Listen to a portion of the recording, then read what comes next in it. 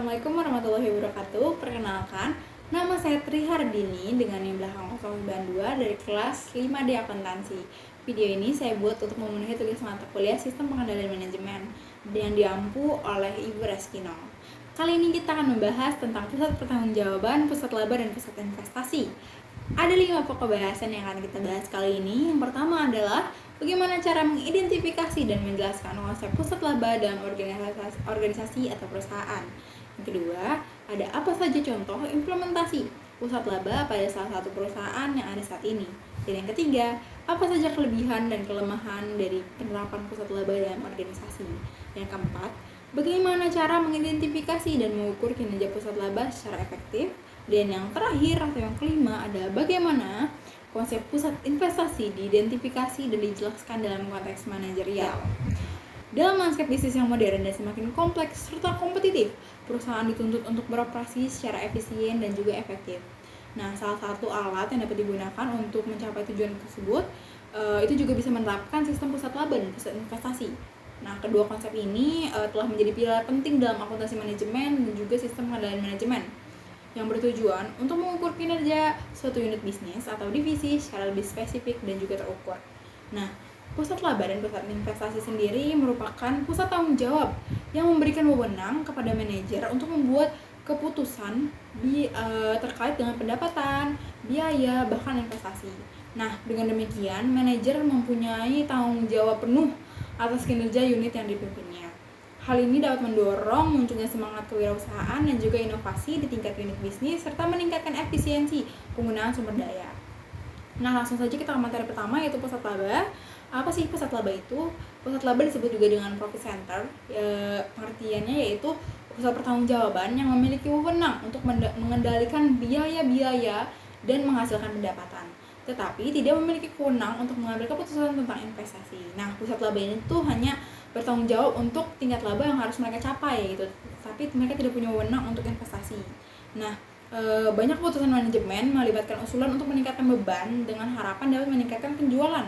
Ini disebut dengan pertimbangan biaya pendapatan, yaitu namanya juga expense atau revenue trade-off. Contohnya itu beban iklan, di mana saat beban iklan meningkat, publikasi perusahaan juga akan meningkat dan akan meningkatkan penjualan.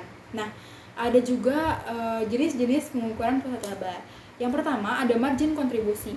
Nah, margin kontribusi ini adalah selisih atau spread antara pendapatan dan juga biaya variabel.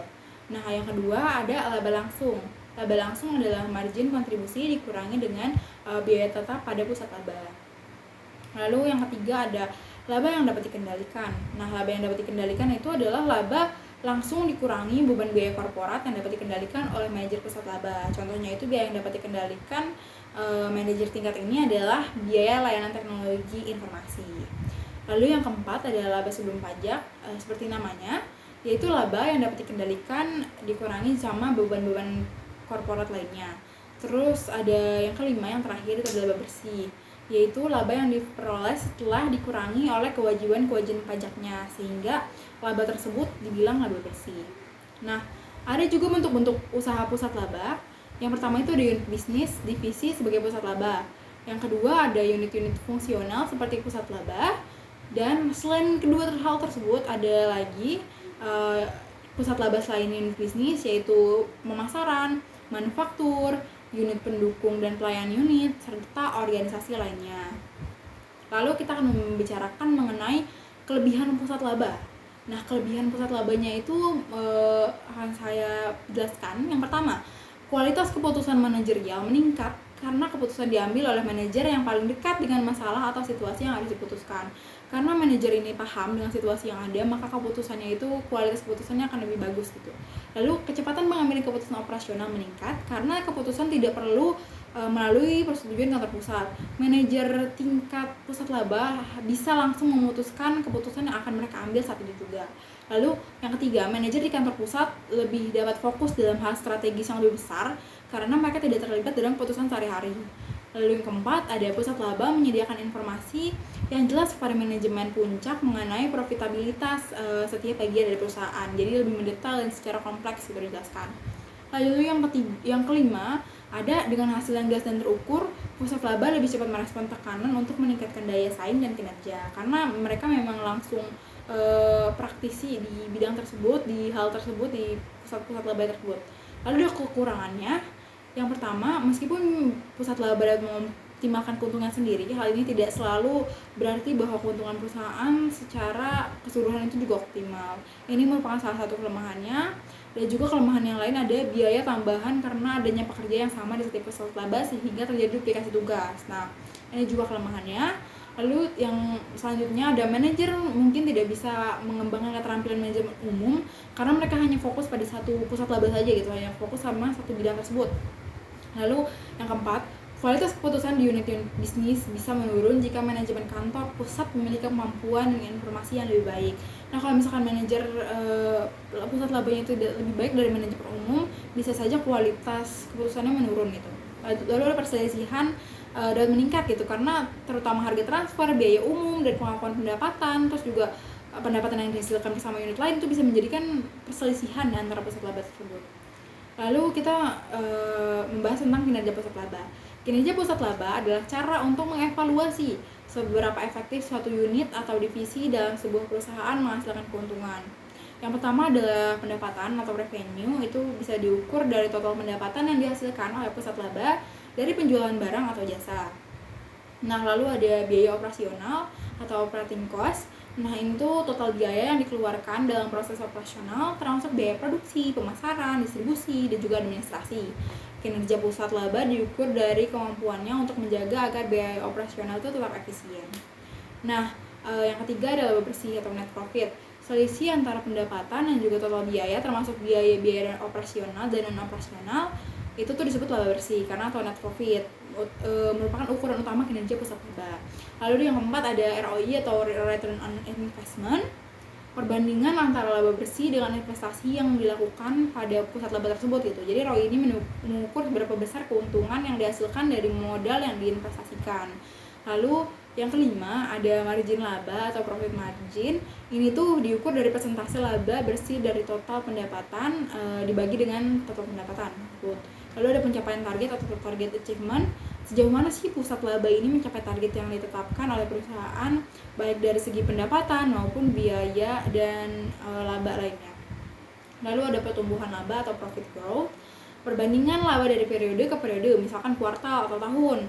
Lalu yang terakhir ada benchmarking, yaitu membandingkan kinerja pusat laba dengan unit sejenis di industri yang sama atau perusahaan lain. Jadi dibandingkan antara unit bisnis yang sama di perusahaan yang sama atau bahkan perusahaan yang beda gitu.